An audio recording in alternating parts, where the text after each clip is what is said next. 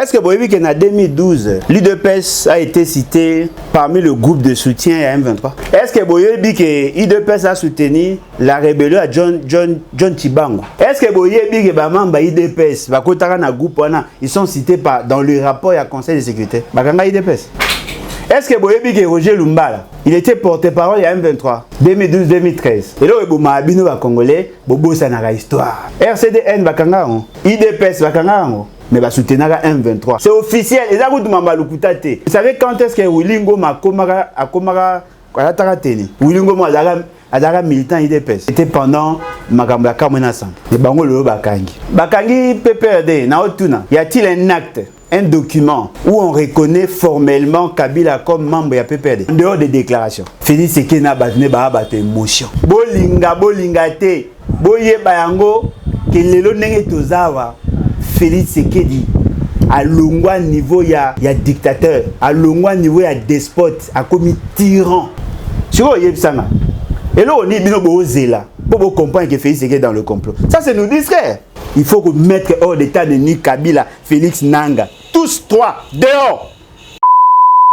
La question à Kabila est gérée par la loi portant statut des anciens présidents élus et chefs de corps. Le statut constitutionnel est à Kabila. C'est le président, ancien président élu. La loi voudrait que cet ancien président élu, c'est sénateur à vie, Ezali parce qu'il est ancien président. Vous ne pouvez pas dissocier les deux. Oui, or, la loi dit il ne peut être jugé que par la Cour constitutionnelle. Ce qui vous montre que la Cour constitutionnelle est indigne, il y a aussi Kabila abroger la loi. Mais dans que juger Kabila à n'importe quel niveau, ça expose Félix Sekedi à la fin. Namoni déclaration il y a ministre de la Finance, Namoni déclaration il y a Premier ministre, Namoni déclaration il y a ministre de la Justice, Namoni bango tout bazako intervenir justement parce que chacun a dit que il n'est pour rien alors que tous sont pour quelque chose. Voilà. Mais moi j'ai ma conclusion. C'est-à-dire que le pays est géré par une association de malfaiteurs. Bato balinga koto samibego ya mboka te. Tango ministre na ngo abino ana ya justice a senga kinayi a pesa ki information par rapport à l'initiative na ya ko construire bâtiment wana. Premier ministre ngo ya bino wana a komelié a ebise no sur soir et toi na posa ba élément boy a joué à tindre la lettre. Dossier continue quand même. Il y a des questionnements il faut te m'y poser. Qui a mis à la place publique lettre à premier ministre? Il faut d'ailleurs service na yé. Qui a mis à la place publique la correspondance à ministre Nabino sur Constant Moutambango? Qui a mis à la place publique information sur le ministre de la Finance? Et là, Gérard Bokaboy. Mboko tozaka sous na secrétaire. Bobi poani. Remaniement. Ba comme ce ko linga ko s'entretuer entre bango. Ngai ce ko linga ba on attend aboy. Allez bolocho. Des gars muyibi ya bato yo. Nzambera mutaibi. Omoni po mutayi ba leta mbongo. Il faut la gana kata leta. Mutalibana ko yiba leta mbongo est impossible. C'est-à-dire en termes de passation à marché, va brûler la étape. Mode d'urgence. C'est-à-dire, va bimisana mbongo pour que va vérifier la nasima saute. Oh, mibi. Ah non. L'État n'a pas été créé pour assouvir les besoins des Félix Sekedi. L'État a été créé pour faciliter la coexistence pacifique entre le peuple. D'après la cartographie à budget à Congo, plus de 60% est en fonctionnement. Moins de 40% est en investissement qui touche à la majorité de la population. Ce qu'on a 4 ikuna, mbongo oyo ekendaka pour faire fonctionner les institutions, na 60% oyo ya bango. Plus de 34% ekendaka pour le fonctionnement des institutions politiques. Ce qu'on Félix Tshisekedi Tangaye a créé 53 nouvelles structures en sus Yao Kabila Tika. 53 ans le quoi dit cellules et un changement de mentalité à la présidence. Aujourd'hui, cellule de lutte contre la corruption et le blanchiment d'argent. Bureau du conjoint du président de la République. Aujourd'hui, agence pour la promotion de l'investissement. Alors qu'à Napi Ezali, au moins il y a agence en Nyos. Ils ont rendu des ministres. Ezali, gouvernement parallèle, Koboyo Kasko Aventure.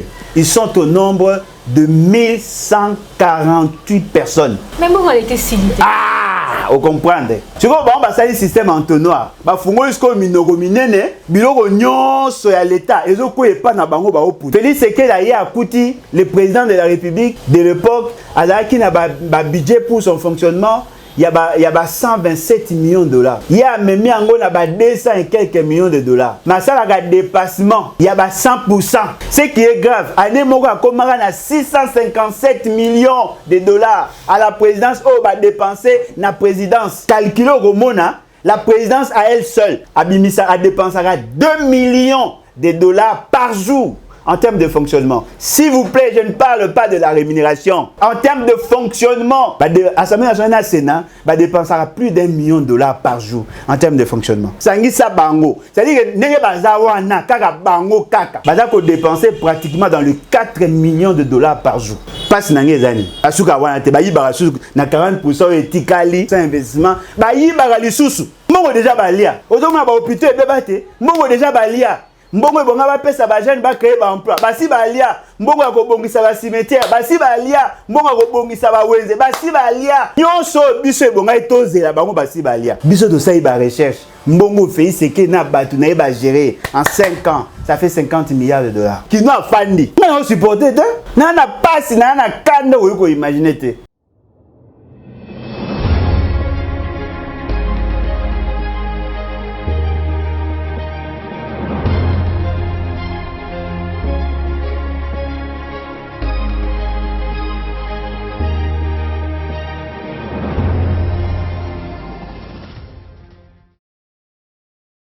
Bonjour Balandinho, il y a Plus Clair Télévision,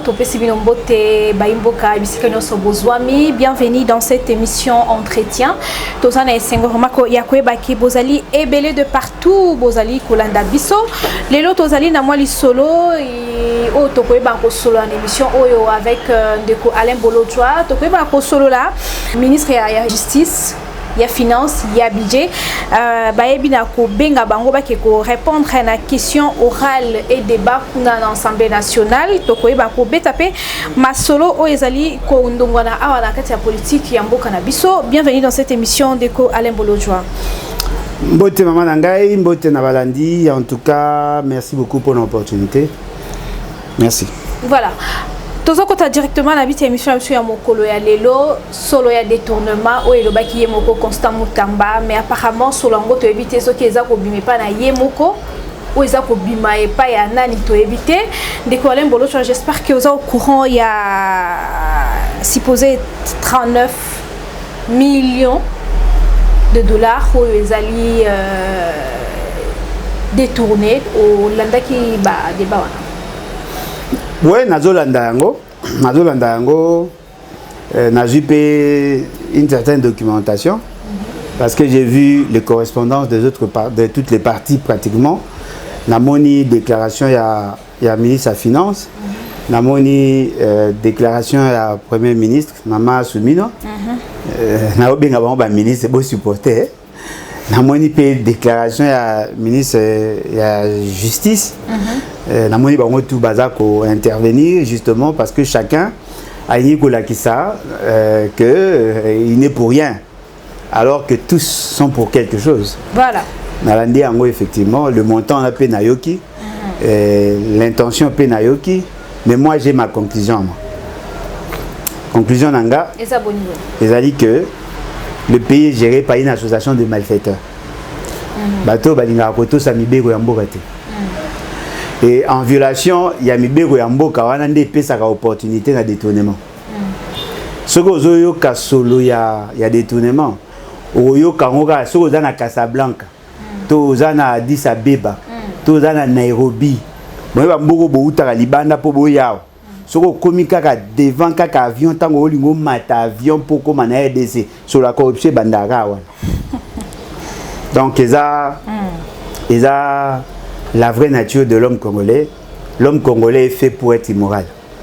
Mais de quoi Alain Bolodjoa, ministre de la Finance de Doudou Fomba, à lobby, Annie Angwa lobby qui est à reconnaître que Aïe Bek n'a pas décaissé bongo pour un projet ya construction wana ya prison na Kisangani.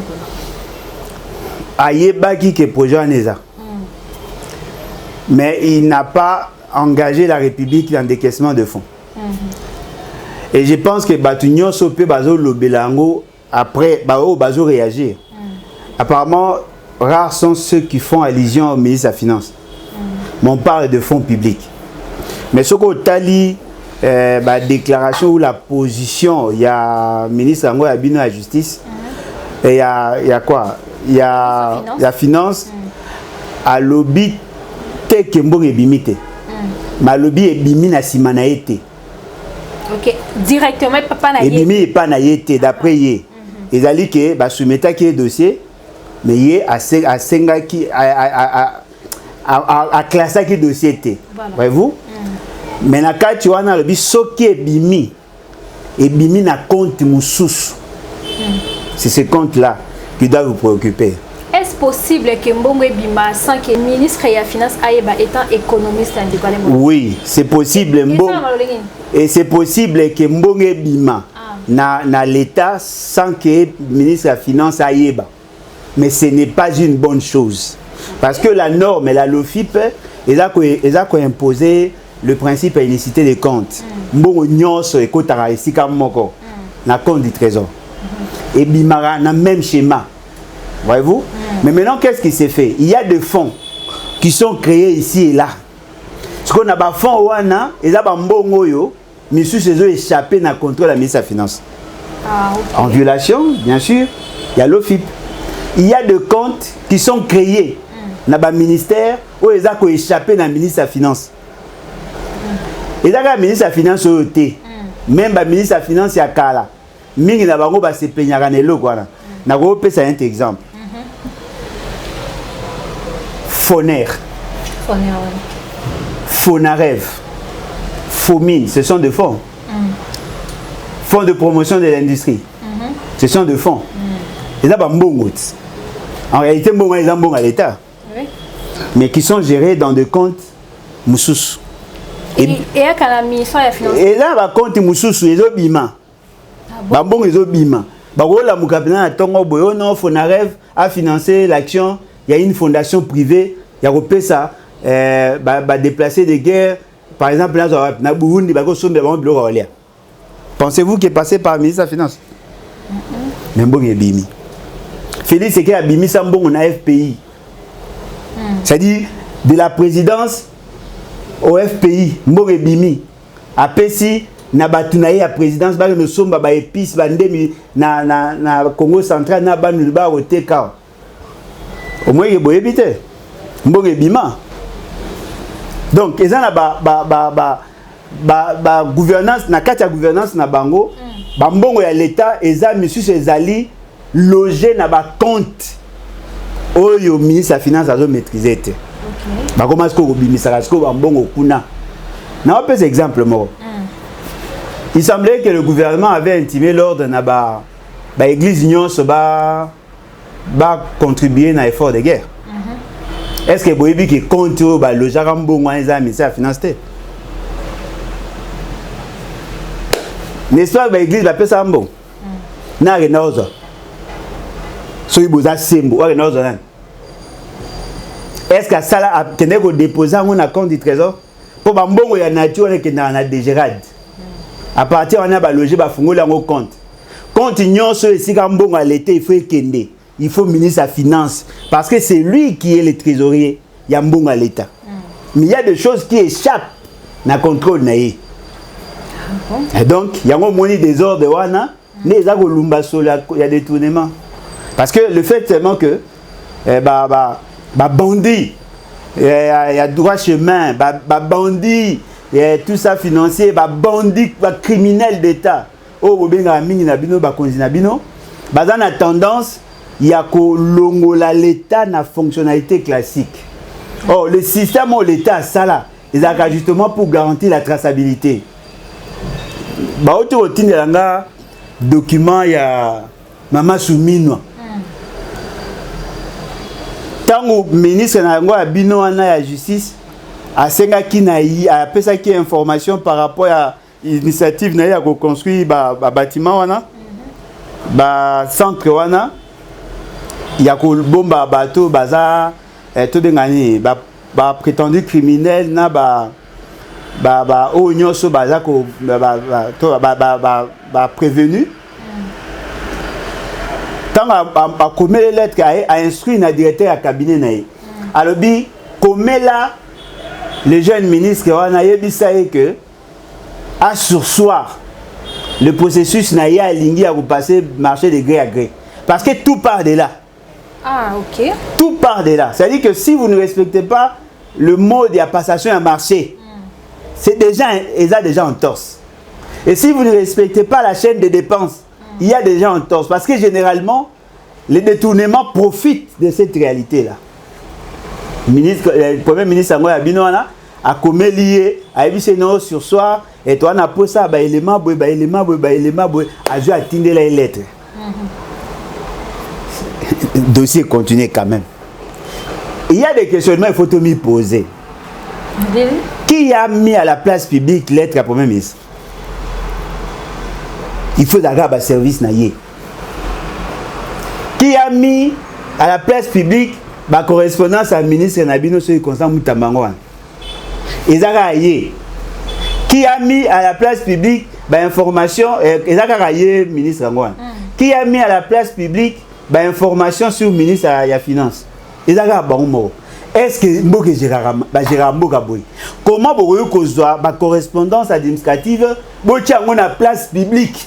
Mboko tozaka sous na sécurité. Bobi poani. Remaniement.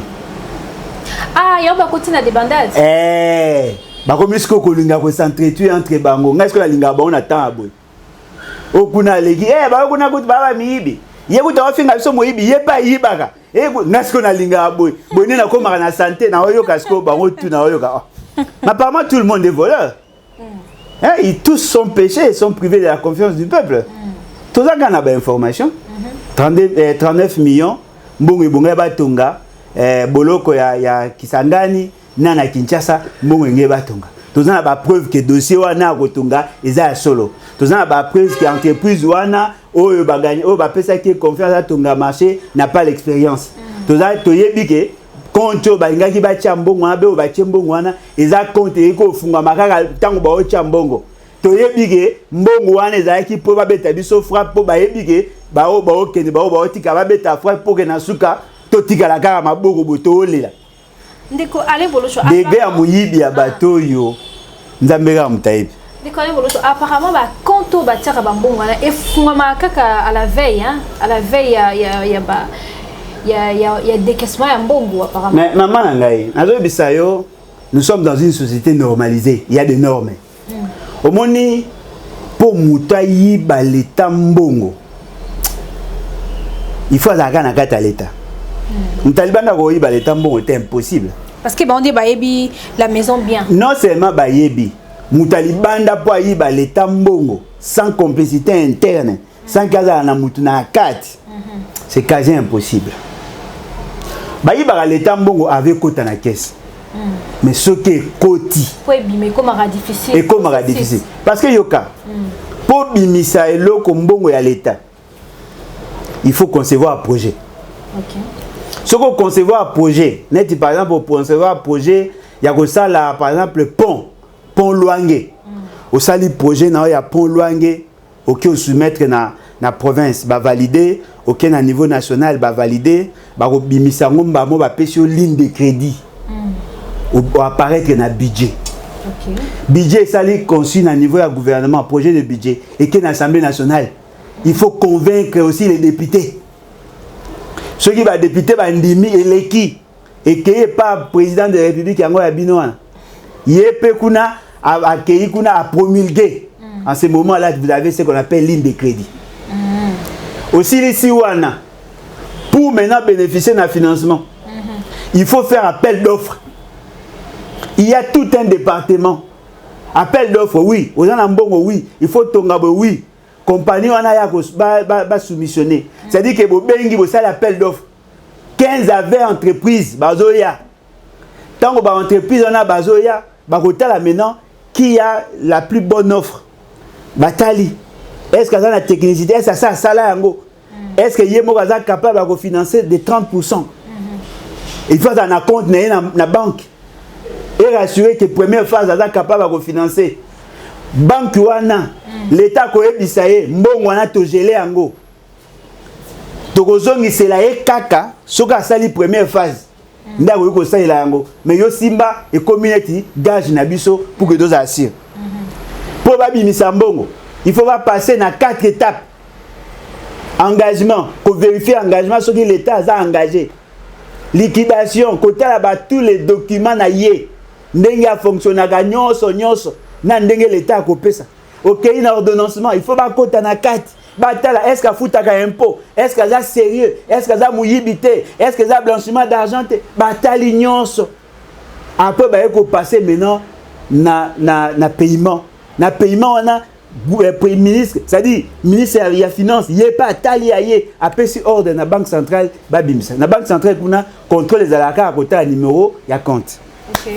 Ce que vous imaginez l'état a pour que mbonge bima a 6 étapes na 4 phases. Il y a liboso gestionnaire de crédit. Il faut vérifier. Il y a mis balai contrôleur budgétaire. Il faut vérifier. Il y a mis sato OK cabinet il y a ministre à budget. Il y a mis ministre à budget yemoko.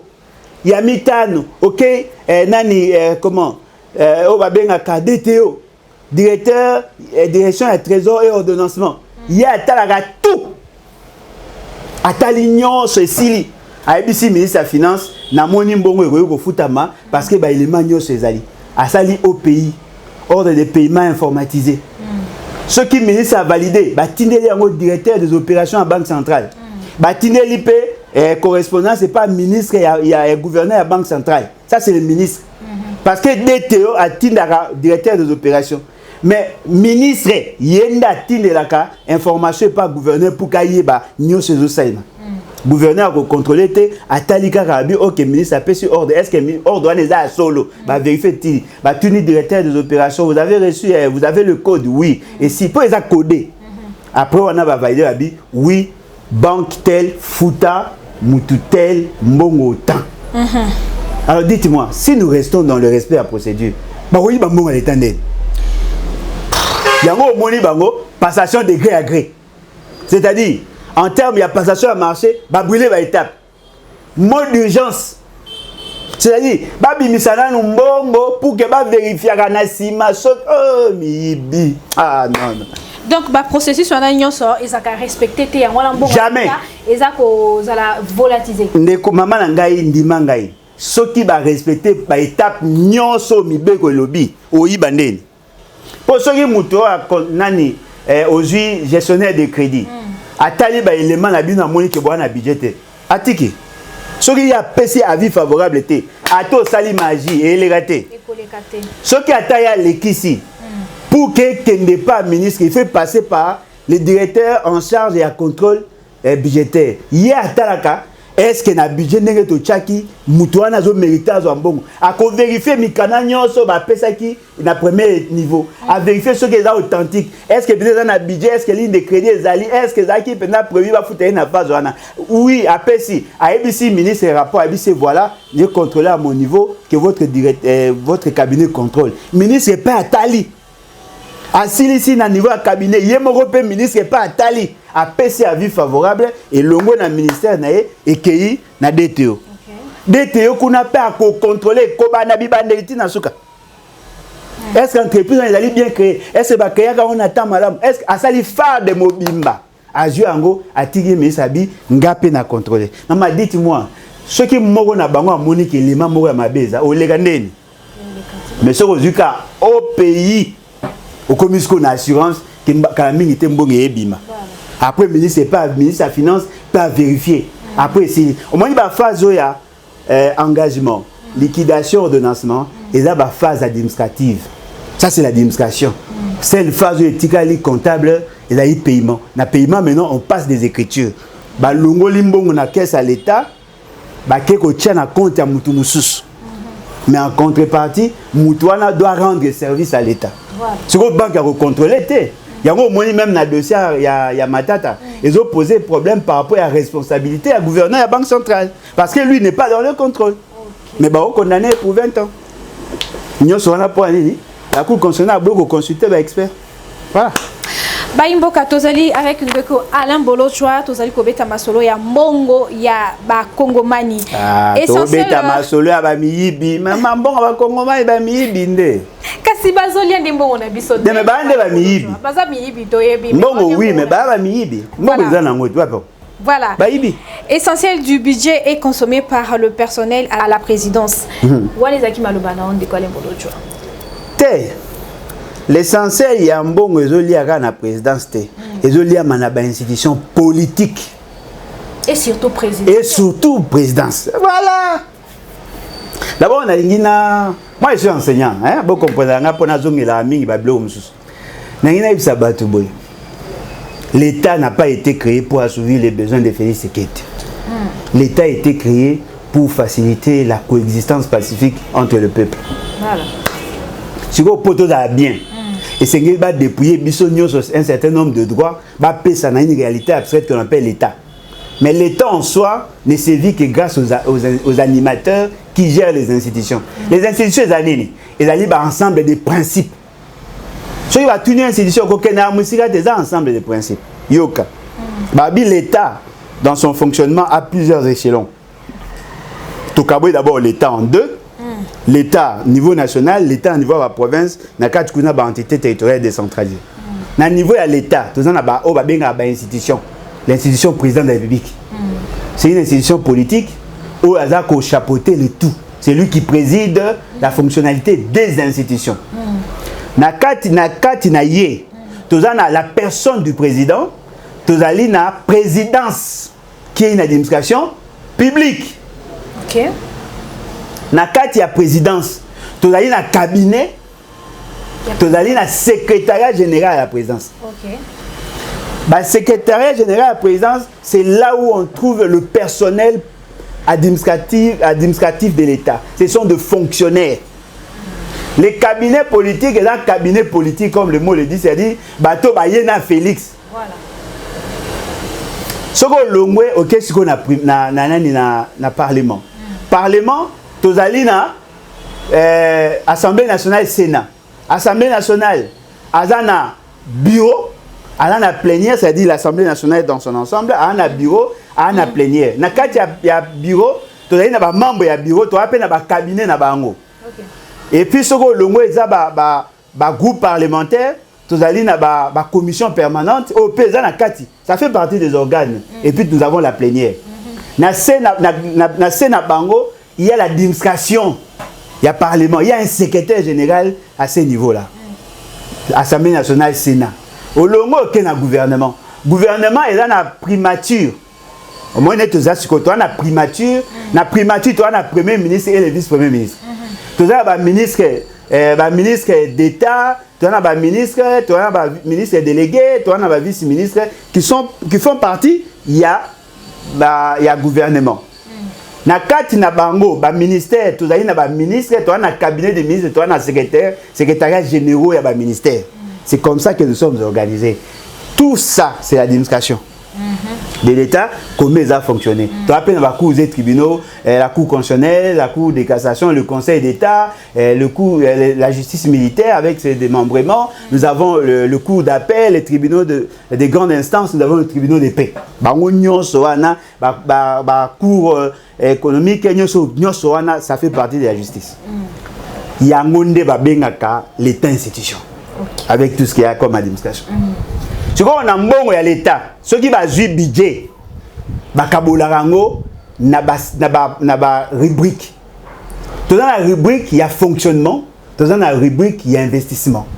Dans la rubrique, il y a fonctionnement. Nous avons la rémunération, nous avons le fonctionnement proprement dit. Au investissement, c'est là où maintenant on finance la construction de routes et tout ça. C'est là où on parle plus de développement. D'après la cartographie à budget à Congo, plus de 60% qui n'ont pas fonctionnement.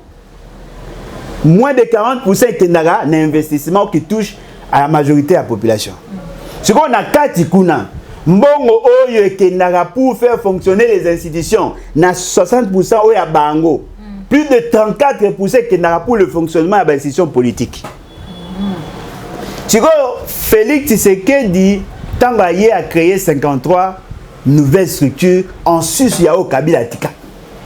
na oyo so yo cité wana yetango ye abakisi mama abakisi 53 na oyo Kabila tika siko na 53 au Kabila tika ya oyo ya tika ya abakisi 53 le quoi nini agence cellule et changement de mentalité à la présidence aujourd'hui cellule de lutte contre la corruption et blanchiment d'argent aujourd'hui cellule et bureau du conjoint du président de la République aujourd'hui agence pour la promotion de l'investissement alors qu'à Napi ezali c'est à créer ça existe déjà non à créer maman ça va gouvernance à bangbali matin à créer ba agence belé mutuna bango abeza 53 agences c'est quoi passe na ngeza boy au moins ba kondi ya ba agence ils ont rang de ministre au moins le chef du bureau du conjoint a fait ce qu'il a un ministre. Donc le but a bénéficié n'a mêmes avantages qu'un ministre. Ce qui est ministre a 4 gardes du corps, il n'y a pas 4. Ce qui a 2 jeeps, il n'y a pas 2 jeeps. Ce qui a un salaire à 50 000, il n'y a pas 50 000. C'est comme ça. Ce qui a l'andier, ministre délégué. Ou à l'andier, vice-ministre. Ou à l'andier, secrétaire général, il y a gouvernement. Ou à l'andier, même rang que directeur à cabinet à ministre. Ou à l'andier, rang, il y a secrétaire général, il y a administration publique. Alors, le bureau du conjoint a 8 personnels. C'est-à-dire, chef du bureau, ministre, chef du bureau adjoint, ministre délégué, ou à l'andier, chargé de la communication, ceux qui conseillent, ceux qui n'ignorent, il y a vice-ministre, ou à l'andi, c'est comme ça qu'ils sont. Même Mouto à classe à papier, il y a directeur de cabinet, c'est comme ça qu'ils fonctionnent. Ce qu'on va créer en 53. Déconner, Bolocho, vous voyez le gouvernement parallèle. Ezali gouvernement parallèle, n'a su qui on a été. Directeur de cabinet a Félix Sekedi, à rang de vice-premier ministre. Directeur de cabinet adjoint, à rang de ministre d'État. Conseillers principaux, on rang de ministre. Conseillers principaux adjoints, bazan a rang à vice-ministre. Ok, il va charger à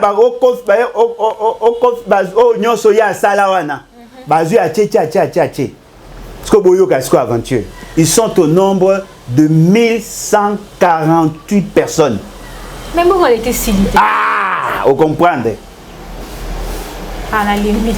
Vous comprenez, maman? Vous pouvez imaginer. Vous socialiste, n'est-ce pas? Oui. En réalité, les socialistes, il y a quoi assouvir le besoin existentiel de la population. Voilà. Tu vois, il y a un système entonnoir. Il faut que les gens l'État. Et ils pas na bango ba opunja.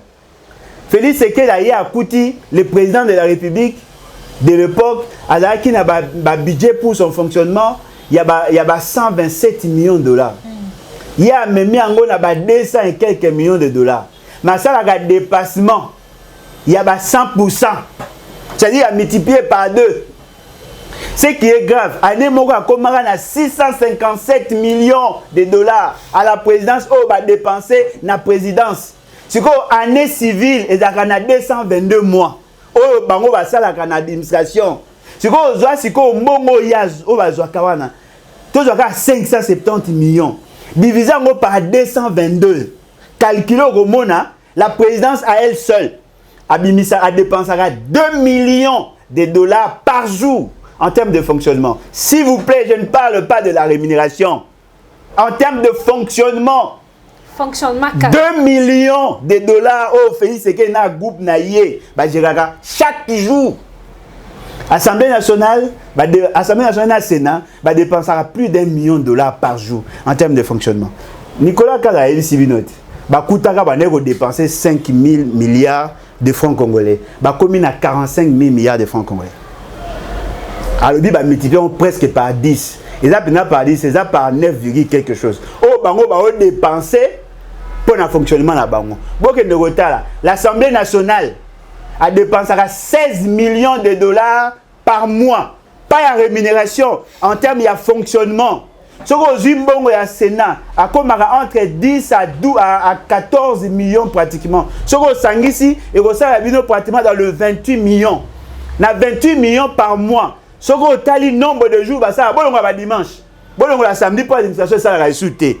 Bon, divisé par 22. Bon, au moins, on a pratiquement dépensé plus d'1 million de dollars par jour. Maintenant, on va rappeler, Bino, l'Assemblée nationale, ça a 6 mois. L'Assemblée nationale et le Sénat, ça a 6 mois. Bon, parce que la session en mars, du 15 mars au 15 juin. Ça a du 15 septembre au 15 décembre. Tant que tikali bakendaka na vacances parlementaires yango mona on va comment ko kendaka ba poto ko lingaka basi na biso awa de ndenge bazala basaka 6 mois par an mais to pesa ba mbongo pour chaque mois. Ce qu'on maintenant imaginer 500 personnes à l'Assemblée nationale avec leurs suppléants basali 1500. Aujourd'hui Sénat 108 sénateurs avec leurs assistants pardon pas suppléants basali pratiquement dans les 324. Ce qu'on a ça 324 na 1500. Tout ça pratiquement 1800 et quelques personnes au va travailler à l'Assemblée nationale sans compter le secrétariat général qui est une administration publique. Aujourd'hui, ce qu'on a présidence 1148 personnes on a. Ça présidence de l'Assemblée nationale. Le gouvernement a 55 personnes. Ça bango. C'est-à-dire que n'est pas na kaka bango kaka. Baza ko dépenser pratiquement dans les 4 millions de dollars par jour. Tu vois, yebisanga. Nga na yebi pasi ya Congo pour na mona souffrir l'économie. Nga na za enseignant, nga na za alembolo joie. Na silika pa pamba na bato miyibi. Ce qu'on a fandi bona mona ba tout monde ya lo yenge ba dépenser 4 millions de dollars par jour. Ce qu'on a webi sabino pasi na ngezani. Basuka wana te ba yiba suka na 40% etikali. Il y a 40% d'investissement. Il y a des sous. Mais bon, on était si ligne de quoi les bolos. Yo so mona nzele maman, ozo mona nzele kufite. Mbongo déjà balia. Ozo mona ba hôpital bebate. Mbongo déjà balia. Mbongo bonga ba pesa ba jeune ba créer ba emploi. Basi balia. Mbongo ko bongisa ba cimetière. Basi balia. Mbongo ko bongisa ba wenze. Basi balia. Nyonso biso bonga etozela bango basi balia. Boyo kasiko passe nanga. Bomoni mebe otoza. Et ça, immeuble à 7 niveaux. Tu as un rez-de-chaussée, na 6 étages. Ce qu'on estimé par niveau, tu as 4 mètres. Ce qu'on tali par 7 niveaux, tu as prenons ça comme ça, et ça est pratiquement dans le 28 mètres. Et tu as 4 mètres. Bien que ça 4 mètres, dans le cas, il y a 4 mètres, 28 mètres. Bon, moi, il y a ça $. Il y a $, netinga. Oui, il y a ça $. Et tu as 100 billets. Ce que il y a ça $, il y a sika kalaté, il y a sika et ça là 1 cm. Moi ce que 1 cm fois 100, ça dit aujourd'hui 100 lias. Oh et ça 1 million et ça 1 mètre. Donc généralement ce que vous tâchez mbongo awa, ça vous fait $1 million en dollars mbonga sika. Ce que classé on a ba brique. Awa 1 mètre ça li $1 million. Ce que vous taïbi 400 millions. Ils ont été 400 mètres. Il y a mongo au côté de la moulay. Bon, moi, il y a moi, il comment il y a caméra.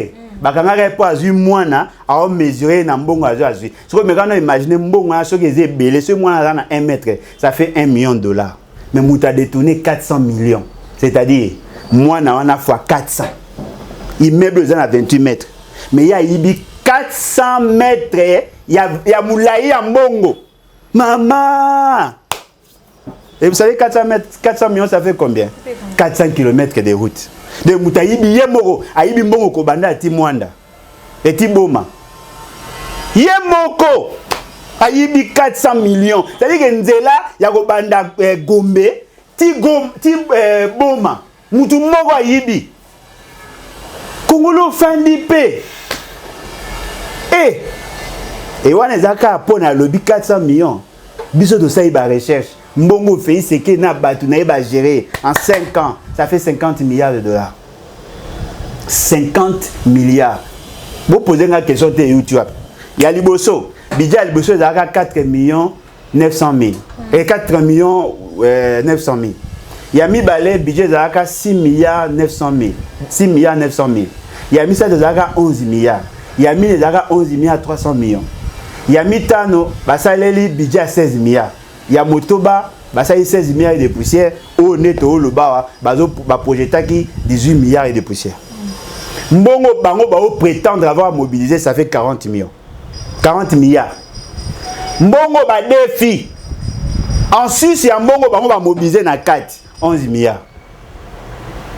C'est-à-dire que Félix c'est que dans 6 ans, il a géré, en 5 ans, il a géré 50 milliards de dollars. Oh, il a géré. Mobutu pendant 32 ans. A Kenya Godefa mbongo na Fonds monétaire international na Banque mondiale. Valeur globale nyonso bango ba defa 2 milliards 300 et quelques millions de dollars. Oh, Kabila Mobutu a defa qui à l'époque a tongani barrage à Inga. A tongi na bosala kutu Zongo 1. A tongi Mobayi Mbongo. A tongi Pont Maréchal kana mbongo wana.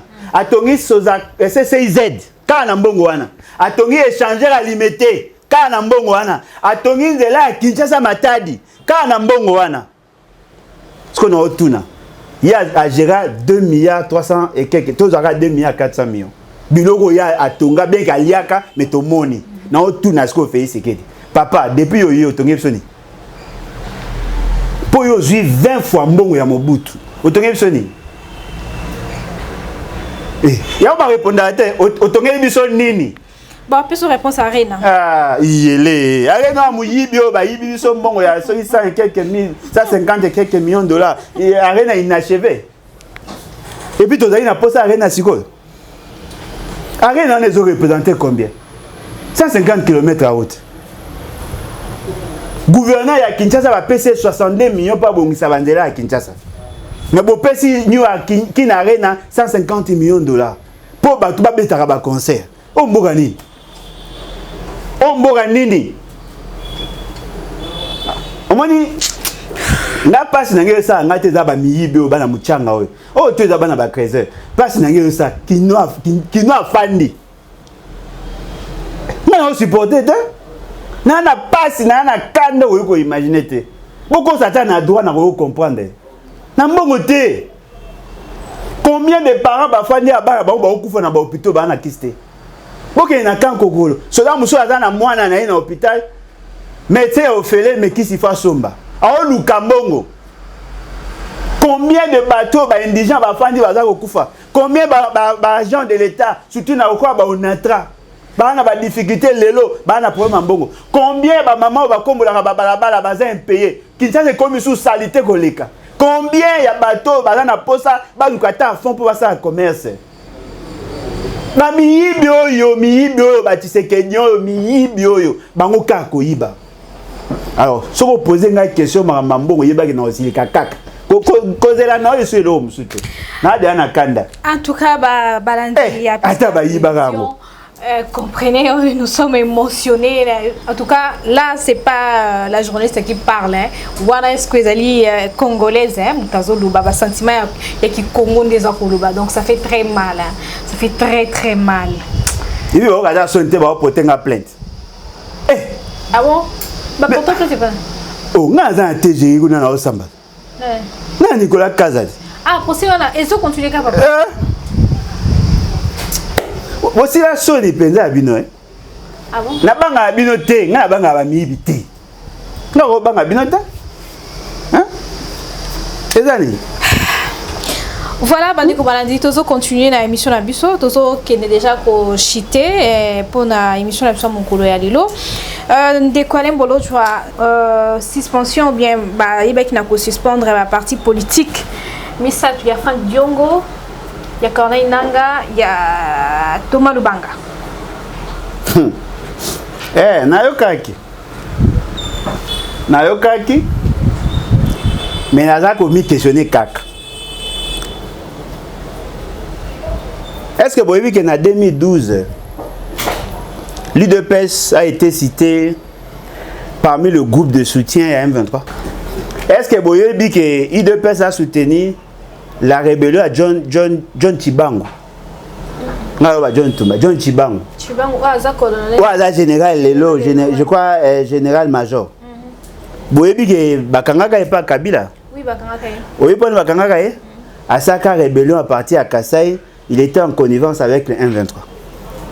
Est-ce que boyebi que ba mamba IDPS ba kotaka na groupe wana ils sont cités dans le rapport à conseil de sécurité? Boyebi honte ba kanga IDPS.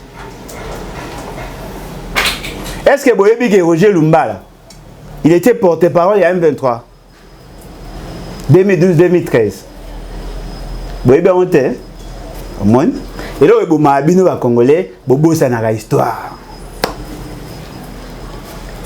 RCDN bakanga ngo IDPS bakanga ngo mweke bakanga te mais ba soutenaka M23 c'est officiel et ça goûte mamba lukuta te officiel. Vous savez quand est-ce que Wilingo makomaka akomaka kwataka teni Wilingo mo azaka militant IDPS c'était pendant makambo ya Kamwena Samp anda komaka mi nda koma amikomi akakutu militaire ta ane milice boyebi bakanga parti wana te. Les Bangolo bakangi. Bakangi PPRD, na otuna. Y a-t-il un acte, un document au ministère de l'Intérieur où on reconnaît formellement Kabila comme membre de PPRD? Bio bomona document moko ba désigner Kabila formellement membre de PPRD. A signé adhésion to ba reconnaître un acte légal, un acte statutaire réglementaire ba reconnaître comme président en dehors des déclarations. Boyebi siko elo ezali eza que Félix Sekena batne ba bato émotion lelo ndenge tozawa bolinga te boyeba yango ke lelo ndenge tozawa Félix Sekedi alongwa niveau ya dictateur alongwa niveau ya despote a commis tyran. Ça c'est de la tyrannie. Thomas Lubanga. Ama magnon sacré. Thomas Lubanga. Ama magnon sacré. On est beau douter. Thomas Lubanga ama magnon sacré. Il a été nommé na task force à la présidence de la République. Parti na ye, et là na magnon sacré. Maman yo kanga ine na zo loba. Thomas Lubanga a sali a purgé peine na ye pour bakanga ka na CPI par rapport à mambo sama na Ituri. Bakanga e basambi sa e bakonana ye a purgé peine na ndambo kuna ndamba ye ko purgé awa na Congo. Félix Sekedi tango ba ye ya bimi ba noma ye na task force à la présidence de la République. On lui a confié la mission de rechercher la paix na Ituri. Félix Sekedi atindaka Thomas Lubanga Germain Katanga atini na mutu mususu wana bakei kuna na Ituri pour que ba rechercher paix ba négocier na Codeco. Ils ont été pris en otage. Au moins, ce qu'on passe dans les années. Bobo, ça n'a même pas fait historique, pas fait récent.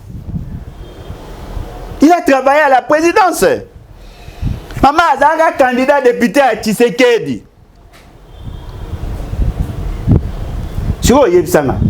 Et là, on est bien au Zéla. Pour comprendre que Félix Sekedi dans le complot. Ça, c'est nous distrait. Et. Yo pekisi PPRD ça est-ce que ba ta PPRD ba o pekisi ba loba ba les gars peine à TV. Mais à la fin on obtient quoi? Monsieur, vous êtes incompétent, vous avez au traître, vous trahir mboka. Vous tira au distraire biso. Na olinga ba kanga Kabila, ngam na senga mtali boso pour nous tout olala. Ne bo kanga dans le respect de la norme. Parce que le homo na yebi. Ndenge bo ça bo distraire ne peuple. Ngakout bo amta distraire ngazati. Bon, disait peuple, mais au finish, il y aura un accord. FCC Cash va se reconstituer. Au fond d'ensemble. Bon, dit manga baozonga. AFC M23. Et la branche armée, il y a FCC Cash. Bon, là. Ce qui est a posa, bon, sunga, bon, yokanenga. Il faut que mettre hors d'état de Ni Kabila, Félix Nanga. Tous trois, dehors. Bah, on disait Bino. Kabila, Félix, au Kanga Pepe, mais on est la commission de passe aux alliés. Quand on a raison, il y a normal. Dans la ligne, ministre intérieur, Yebisa Bisso, Kabila a été désigné dans quelles circonstances? Quel est l'élément légal, l'acte qui a fait de lui membre du PPRD? Après, on va te discuter. Yo, mon nom? D'ailleurs, ma solo n'a pas levé à l'immunité, n'a pas besoin de karaté. Bon, c'est la Sénat. Ancien Kabila, c'est non exorcisé. Souka na aventure. La cour. Respecter procédure. Est-ce que on va respecter procédure? Oh, tu as une gouvernance à Koulounati. Va respecter procédure, c'est impossible. C'est ça le côté ridicule. Comment Bino, parti est créé par docteur en droit coutumier. T'il est le boye barra à droite. La question à Kabila est gérée par la loi portant statut des anciens présidents élus et chefs de corps. Le statut constitutionnel à Kabila, c'est le président, ancien président élu. La loi voudrait que cet ancien président élu, et même la constitution voudrait dans son esprit, que le président élu ait les statuts d'ancien de sénateur à vie. C'est sénateur à vie. Et Lali parce qu'il est ancien président. Vous ne pouvez pas dissocier les deux. Oui, oh, la loi dit il ne peut être jugé que par la Cour constitutionnelle. La Cour constitutionnelle a pour mission Yako Sambisa, un ancien président élu, sur des questions pénales. Oh, ministre n'a pas questions pénaux. Donc, le juge pénal de Kabila, c'est la Cour constitutionnelle. Ce qui veut montrer que la Cour constitutionnelle est indigne, Yako Sambisa Kabila, abroger la loi. Vous avez la majorité parlementaire. Pour que Kabila, on décide sur sa mise en accusation, il faudrait 2 tiers, il y a un membre de l'Assemblée nationale du Sénat réunis en Congrès. Mais pour modifier ou changer la loi, il suffit seulement d'avoir une majorité simple. Le roi Boobanga Congrès pour la Kabila. Mais organiser au moins l'Assemblée nationale et le Sénat séparément pour abroger la loi. Parce que c'est cette loi-là qui constitue pour vous un obstacle. Au moins. C'est qu'il est effectivement mal entouré. Parce que Ekoé va rattraper heureusement comprendre. Mais dans la Bambata, bazoye bate que juger Kabila à n'importe quel niveau, ça expose Félix Tshisekedi à la fin. Parce que dans l'esprit à Louawana que je ne soutiens pas par ailleurs, Elingi épée ça un privilège juridictionnel à toute personne qui a assumé la fonction de président. N'importe où parce que Makambo ya géré na passé naie et dans la place publique. Il faudrait que la haute instance ait la capacité à juger dans le respect strict et à donne politique. Et vous savez pourquoi on veut qu'il soit jugé dans la Cour constitutionnelle? Pourquoi? Parce que la Cour constitutionnelle, c'est la seule instance judiciaire qui a de ramifications politiques. Ah, c'est politisé. Les juges de la Cour, où tu rappelles la politique. C'est-à-dire que les juristes, les politiciens, la donne juridique, les donne politique. À part, on a un chose. En tout cas, on découvre. C'est émission. Là, on a accompagné Félix Tshisekedi dans la prison. On a aidé. Avant, même après ma mort, on a aidé à ta prison. La question, il y a Souka Kaka. Je ne braderai pas la richesse, bien les richesses de la RDC. N'est-ce pas que le président de la République a bradé en côté? Il y a des paroles qui sont dessinées, il faut que le mot brader, ça veut dire quoi? Il y a mot brader. Il y a déjà une guerre mot sémantique. Il y a des Français, il y a des plutôt vélo. Là, Français académique, qu'est-ce qu'il entend par brader? C'est un terme économique. Il y a des gens qui n'ont pas discuter. Yom to pesa ozo kabambora na prima ngondo yango nde babenga brade na otunaka Félix Tshisekedi. Avez-vous une idée sur la valeur réelle? Il y a potentialité minière na biso dans la partie est. Supposons badumso ba 100 000 milliards, bamso ba 25 000 milliards. Parce que yo pesi bango ba exploiter ni quantité nini et pour combien de temps? Ceux qui par exemple vont arriver à exploiter 25 milliards. Biso doit gagner combien? Oh, bango va rejoindre en surplus. Et là en contrepartie à nini? Ah, Nengebino Boulé, ceux qui ont 25 milliards ou 25 000 milliards, on ne sera pas en mesure de mettre fin à la guerre. Qu'est-ce qu'il nous faut pour mettre fin à la guerre sans les États-Unis? Vous me posez une question. Apparemment, Pébolini n'a pas fini la guerre en côté. Maman, vaut mieux que tu guerre et continuer. Vaut mieux que tu guerre et continuer.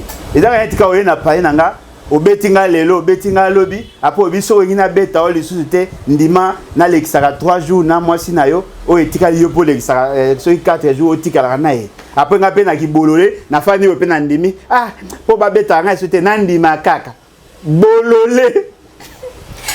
Mobali ya solo, à qui marabitumbate, à bundare, vaut mieux que tu perds des combats, kokima.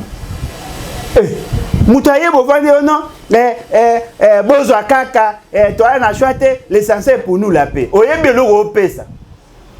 Est-ce que oyebi valeur et logo pesa? On peut hypothéquer ces biens là et on achète des armes, non?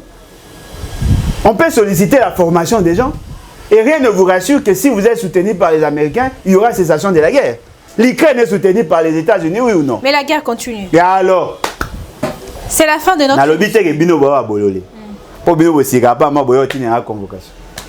Merci beaucoup, Ndeko Alain Bolochwa.